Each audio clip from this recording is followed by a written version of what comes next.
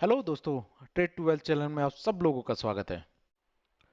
दोस्तों, इंडिया की जो गवर्नमेंट है वो लगातार देश को आत्मनिर्भर बनाने की दिशा में काम कर रही है और उसी को लेके गवर्नमेंट ने जो है 2025 तक इंडिया की इकोनॉमी को 5 ट्रिलियन तक, वहीं 2047 तक इंडिया की इकोनॉमी को 30 ट्रिलियन तक ले जाने का लक्ष्य रखा है। किसी भी देश की इकोनॉमी को बूस्ट करने में, उसको डेवलप करने में काफ़ी सारे सेक्टर्स का योगदान होता है, जिसमें से एक महत्वपूर्ण सेक्टर है बैंकिंग एंड फाइनेंशियल सेक्टर। और दोस्तों, इसी सेक्टर से जुड़ी हुई आज हम एक स्मॉल कैप कंपनी के बारे में बात करने जा रहे हैं, जो कि पिछले 30 साल से इस क्षेत्र में काम कर रही है और वो डिफरेंट तरीके की फाइनेंशियल सर्विसेज प्रोवाइड करती हैं, जिसमें investment banking, share registry, equity brokerage, retail distribution of financial product, fixed income and derivatives through the joint ventures and the partnership with the global industry leaders. और इसके अलावा ये company जो है ये रियल स्टेट में भी काम करती है, जिसमें कि ये कंपनी जो है रेजिडेंशियल एंड कॉमर्शियल एसेट्स को डिजाइन, डेवलप एंड एग्जीक्यूशन करती है और उसके द्वारा अपने रेवेन्यू जनरेट करती है।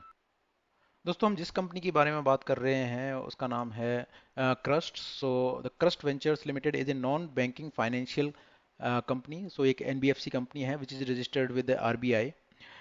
अगर हम कंपनी के बिजनेस मॉडल की बात करें तो कंपनी तीन वर्टिकल्स में मेनली काम करती है, जिसमें कि कंपनी जो है एक वर्टिकल्स में फाइनेंशियल सर्विसेज प्रोवाइड करती है। देन ये कंपनी रियल स्टेट में भी काम करती है एंड ये कंपनी जो है डिफरेंट इन्वेस्टमेंट भी करती है।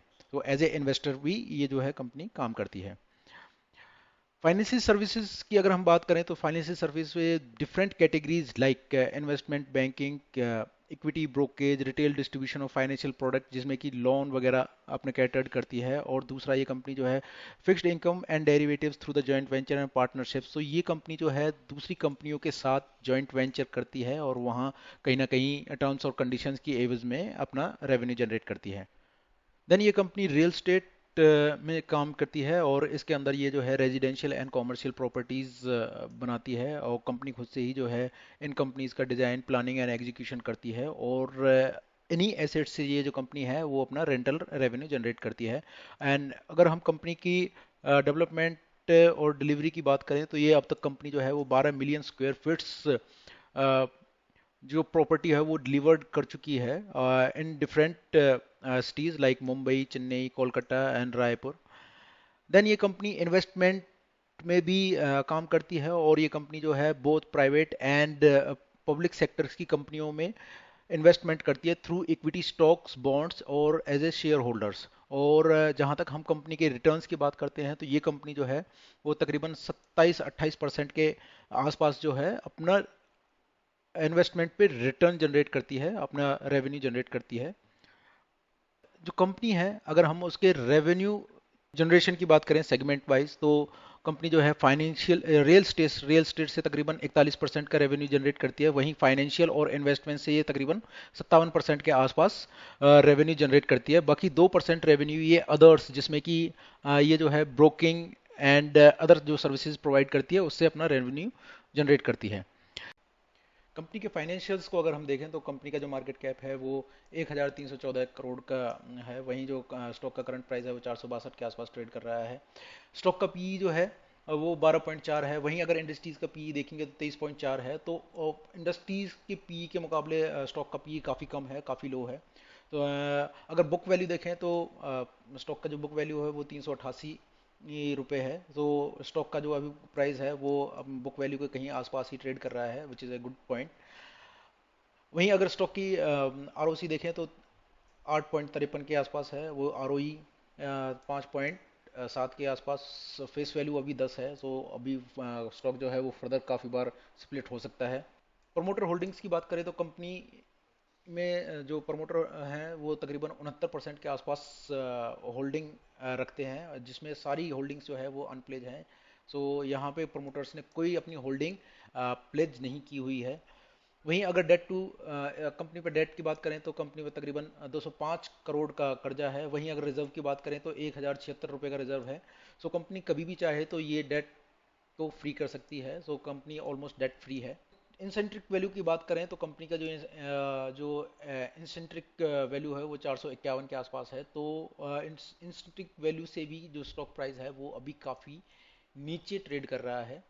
अगर सेल्स ग्रोथ की हम बात करें तो कंपनी ने पिछले 10 साल में 1% का, पिछले 5 साल में 29% का, पिछले 3 साल में 50% के आसपास, और टीटीएम की बात करें तो 100% के आसपास की सेल्स ग्रोथ देखी गई है। वहीं अगर हम प्रॉफिटेबिलिटी की बात करें तो कंपनी ने पिछले 10 साल में 20% के हिसाब से, पिछले 5 साल में 6% के हिसाब से, पिछले 3 साल में 172 के हिसाब से, और अगर हम टीटीएम की बात करें तो 203% के हिसाब से प्रॉफिटेबिलिटी जो है वो ग्रो हुई है। वहीं अगर स्टॉक प्राइस की बात करें तो स्टॉक प्राइस में जो ग्रोथ है वो पिछले 10 साल में 29%, पिछले 5 साल में 44%, पिछले 3 साल में 55% और पिछले 1 साल में 93% के हिसाब से प्राइस ग्रोथ हुई है।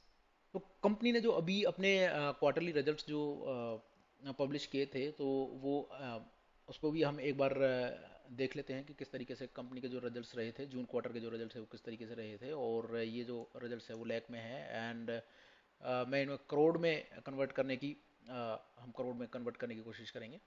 सो अगर हम कंपनी के इनकम देखें, जो जून क्वार्टर है उसमें कंपनी ने जो है तकरीबन 65 करोड़ के रेवेन्यू जनरेट किए। वहीं अगर हम मार्च क्वार्टर की बात करें तो कंपनी ने 24 करोड़ के आसपास रेवेन्यू जनरेट किए थे। और अगर हम ईयर टू ईयर देखें, वाई ऑन वाई देखें, तो वहाँ पे भी कंपनी ने जो है 24 करोड़ के आसपास ही रेवेन्यू जनरेट किए थे।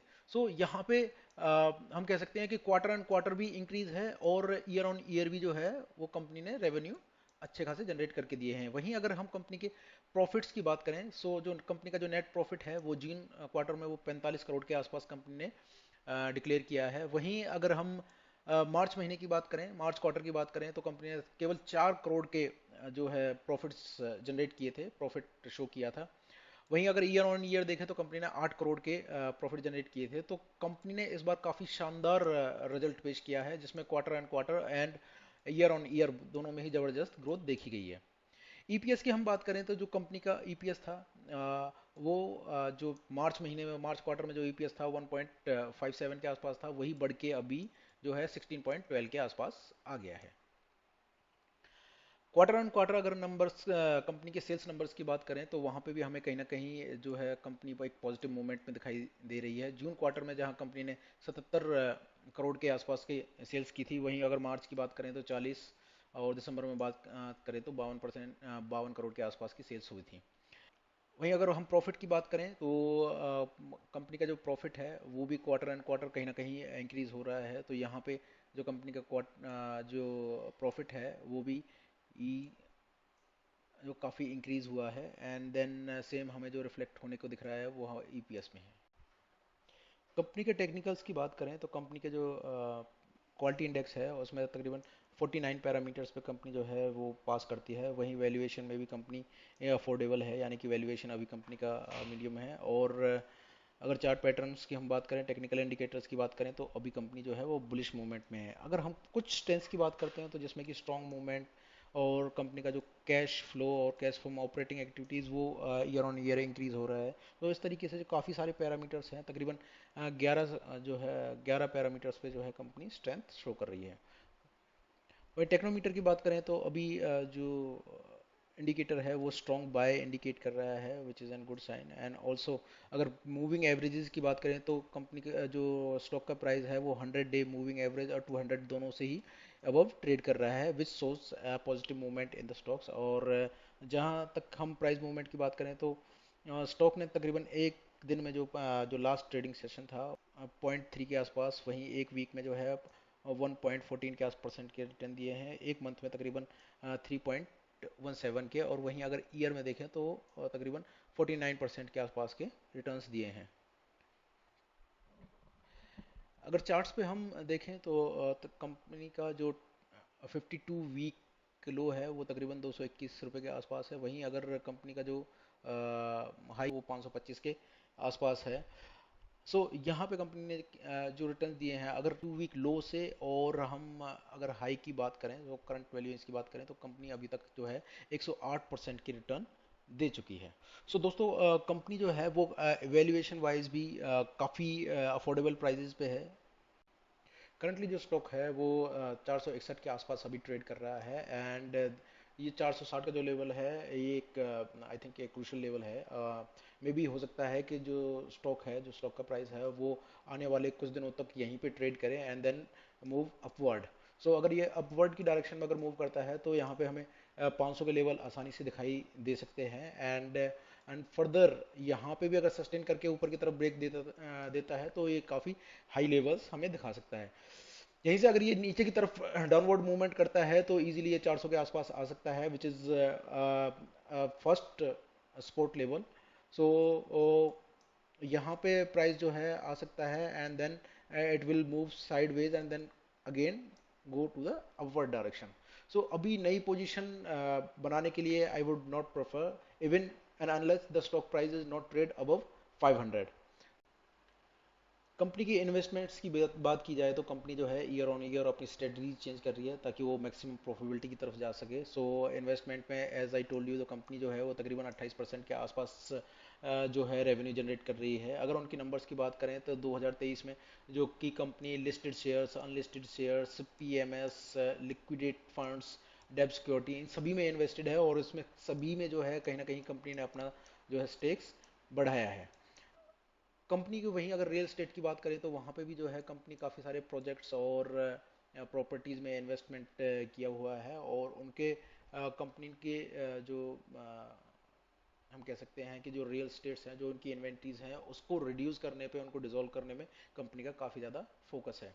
कंपनी के जो अभी ऑन गोइंग प्रोजेक्ट्स हैं तो वो कहीं ना कहीं अभी आने वाले नंबर्स में कहीं ना कहीं कंपनी के डेटा शीट में भी रिफ्लेक्ट होंगे। सो काफ़ी सारे प्रोजेक्ट्स हैं जो कंपनी ने ऑफिशियल वेबसाइट पे भी लिस्टेड किए हुए हैं, जिनमें कि जो कंपनी को एस्टिमेटेड प्रॉफिट है वो भी कंपनी ने बताया हुआ है। सो ओ मे बी जो हमारे जून से आगे जो नंबर्स आएंगे तो अकॉर्डिंगली हमें इन नंबर्स का कहीं ना कहीं कंपनी को फ़ायदा होता हुआ दिखेगा।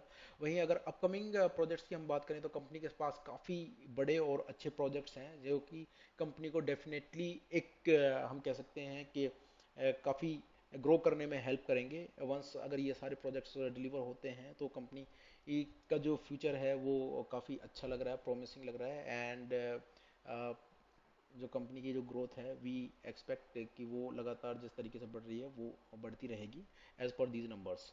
सो that is all friends, thank you very much.